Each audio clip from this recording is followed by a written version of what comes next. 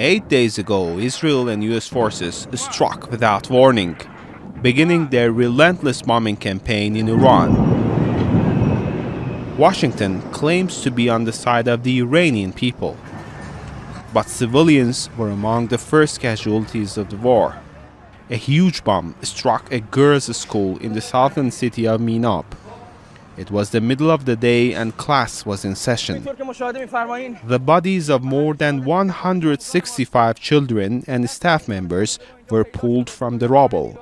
The attack sparked outrage in Iran and elsewhere, with the government accusing the US and Israel of deliberately targeting civilians. Washington denies this and says it's investigating what happened. Look carefully at these ruins. This is a school that has been bombed with the missiles of the Zionist regime. People, look, this is a school, not a military site for anyone to claim it was a military area. More than 1,300 Iranians have been killed since the war began. The Iranian government says more than 30% of those killed are children, and nearly 200 of those killed have been women. According to UNICEF, at least 20 schools and 10 hospitals have been bombed across Iran. Civilian facilities are being hit constantly.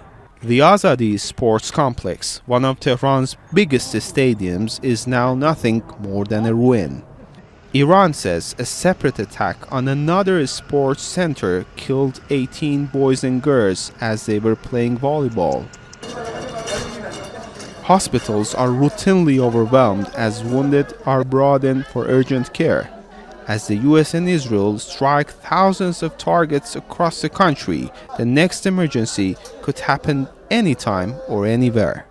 US President Donald Trump says only Iran's unconditional surrender will end the war. But on the ground, the conflict is not simply measured by time. It's being weighed by the growing number of civilian deaths.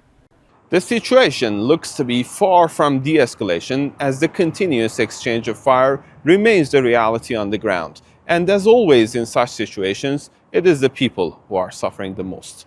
Tohid, Asadi, Al Jazeera, Tehran.